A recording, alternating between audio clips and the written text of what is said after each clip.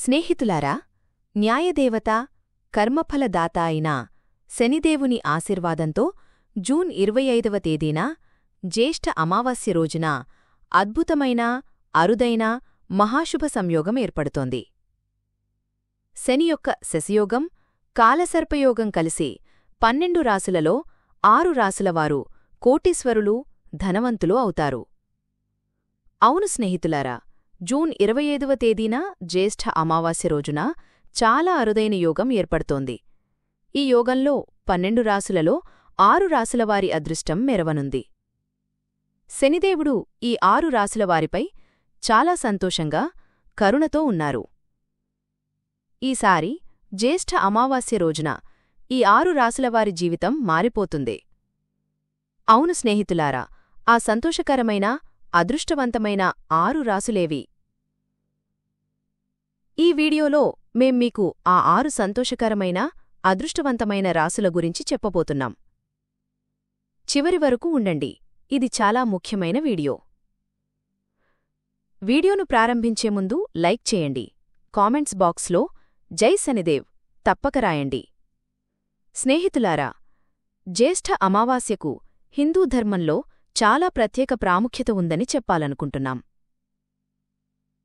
ఈసారి జ్యేష్ఠ అమావాస్య చాలా అరుదైన యోగంలో ఉందని చెప్పాలి. ఆషాఢమాసం యొక్క కృష్ణపక్షంలోని అమావాస్య తిథిని మనం జ్యేష్ఠ అమావాస్య అంటాం. ఈసారి అమావాస్య తిథిని గురించి చెప్పాలంటే చాలా అద్భుతమైన యోగాలు ఏర్పడుతున్నాయి. జ్యేష్ఠ అమావాస్య జ్యేష్ఠమాసం యొక్క కృష్ణపక్షంలోని అమావాస్య తిథి పితరులకు అంకితం చేయబడినదిగా భావిస్తారు. ఈరోజు పవిత్ర నదిలో స్నానం చేయడం, ధ్యానం, పూజ, దానధర్మాలు చేయడం చాలా ప్రాముఖ్యత కలిగి ఉంటుంది. అంతేకాకుండా జ్యేష్ఠ అమావాస్య రోజున విధిపూర్వకంగా పూజ చేయడం, దానం చేయడం వల్ల పాపాల నుండి విముక్తి కలుగుతుంది. ఈసారి జ్యేష్ఠ అమావాస్య రోజున అద్భుతమైన యోగముంది. ఈరోజు మీ పితరుల కోసం దానధర్మ కార్యాలు, శ్రాద్ధం చెయ్యండి. వారికోసం ఏదైనా సాధ్యమైనంతవరకు దానధర్మ కర్మలు చేయండి. పవిత్ర నదిలో స్నానం చేయండి. అన్నం, ధనం, వస్త్రాల దానం చేయండి. మీ పితరుల నుండి విశేషకృప అందుకోండి. జ్యేష్ఠ అమావాస్య రోజు ఏం చెయ్యాలి? పితరుల శ్రాద్ధం, తర్పణం, పిండదానం మొదలైనవి చేయండి. అవసరమైన వారికి దానం చేయండి. ఆవు, కాకి, చీమలకు ఆహారం పెట్టండి. బ్రాహ్మణులకు దానం చేయడం కూడా పుణ్యకరమని భావిస్తారు. అమావాస్య తిథిన జ్యేష్ఠ అమావాస్య రోజున తామసిక పదార్థాల సేవనం నుండి దూరంగా ఉండండి. పితరుల ఆత్మకు శాంతి కలుగుతుంది. తామసిక భోజనం నుండి దూరంగా ఉండి ఈరోజు దానధర్మ కర్మలు చేయండి. ఈరోజు జుట్టు కత్తిరించడం, గోళ్లు కత్తిరించడం, చీపురు కొనడం మొదలైనవి మానండి. ఎంత సాధ్యమో పితరుల పేరిట అన్నం, ధనం, వస్త్రాల రూపంలో దానం చేయండి. అమావాస్య తిథి రోజున ఇంట్లో తప్పకుండా నెయ్యి దీపం వెలిగించండి. రాగిచెట్టుకు జలసమర్పణ చేయండి. ఒక దీపం వెలిగించి రాగిచెట్టు చుట్టూ 7 సార్లు ప్రదక్షిణం చేయండి. అమావాస్య తిథి రోజున శుద్ధమైన నీటిలో 5 ఎరుపు పుష్పాలు, 5 దీపాలను విడుదల చేయండి. లాభం పొందుతారు. కనీసం 9 కన్యలకు భోజనం పెట్టండి. పితృసూత్ర పఠనం చెయ్యండి. ఈరోజు శనిదేవుని విధివిధానంగా పూజించండి. కనీసం ఓం శనైశ్చరాయ నమః మంత్రాన్ని 11 సార్లు ఉచ్చరించండి. రాగిచెట్టు కింద ఆవాల నూనె దీపం తప్పక వెలిగించండి. శనిదేవుని కృప పొందుతారు. అమావాస్య తిథి రోజున శనిదేవ పూజ చేయడం చాలా శుభఫలితమని చెప్పబడింది. కాబట్టి శనిదేవుని విధివిధానంగా పూజించండి. సాధ్యమైతే ఈరోజు నల్లకుక్కకు ఆవాల నూనెతో చేసిన రొక్కెను తప్పక తినిపించండి. నల్లకుక్కను చూసి నమస్కరించండి. నల్ల ఆవు, నల్లకుక్క ఉంటే లాభం. అంతేకాకుండా ఈరోజు వృద్ధులు, పెద్దవాళ్ల సేవ చేయండి. సేవ అంటే అన్నం, ధనం, వస్త్రం రూపంలో ఏదైనా దానం చేయండి. పితరులు సంతోషిస్తారు. ఆ 6 సంతోషకరమైన, అదృష్టవంతమైన రాశుల గురించి మాట్లాడుకుందాం. ఈసారి జ్యేష్ఠ అమావాస్య రోజున శనిదేవ కృప ఈ 6 రాశులవారిపై పడబోతోంది. ఈ 6 రాశులవారు కోటీశ్వరులు ధనవంతులు అవుతారు. స్వయంగా విధాత కూడా వీరిని కోటీశ్వరులు సంపన్నులు కాకుండా ఆపలేరు ఈ జ్యేష్ఠ అమావాస్య రోజున. కాబట్టి స్నేహితునారా, ఆ 6 సంతోషకరమైన అదృష్టవంతమైన 6 రాసులేవి? ఈ వీడియోలో మేము ఆ 6 రాసుల గురించి వివరంగా చెప్పబోతున్నాం. చివరి వరకు ఉండండి. ఇది చాలా ముఖ్యమైన వీడియో. వీడియోను ప్రారంభించే ముందు లైక్ చేయండి. కామెంట్స్ బాక్స్లో జై శనిదేవ్ తప్పక రాయండి. స్నేహితులారా, హిందూ ధర్మంలో ఎన్నో దేవీదేవతలు ఉన్నారని మీకు తెలుసు. వీరిలో శనిదేవుడు ఒకరని చెప్పాలనుకుంటున్నాం. శనిదేవుడు సర్వోచ్చ న్యాయాధిపతి. సమయానికి అనుచిత కార్యాలు చేసేవారికి శిక్ష విధిస్తాడు. శనిదేవుడు సూర్యపుత్రుడు, కర్మఫలదాత. మోక్షాన్ని ప్రదానం చేసే ఏకైక దేవుడు శనిదేవుడు. శనిదేవుడు అంటే చాలామందిలో భయం. కాని వాస్తవమేమిటంటే శనిదేవుడు ప్రకృతిలో సమతౌల్యం ఉంచుతాడు, అందరితో న్యాయం చేస్తాడు. శనిదేవ కృప ఎవరిపై పడుతుందో వారికి ఎటువంటి ఇబ్బందులు రావు. తప్పు చేసేవారు, పాపం చేసేవారు, ఇతరులకు నష్టం చేసేవారికి మాత్రమే శనిదేవుడు శిక్షిస్తాడు. ఇప్పుడు శనిదేవ కృప 12 రాశులలో కొన్ని రాశులవారిపై పడబోతోంది. అవును స్నేహితులారా, ఈ రాశులవారిపై శనిదేవ చాలా సంతోషంగా ఉన్నారు. వీరి జీవితంలో ఇక ఎటువంటి లోటూ ఉండదు. శనిదేవుడు ఈ రాశులవారిపై అత్యధిక కృప చూపబోతున్నారు. దీని ప్రభావంతో ఈ రాశులవారి జీవితంలో అపార సంతోషాలు వస్తాయి.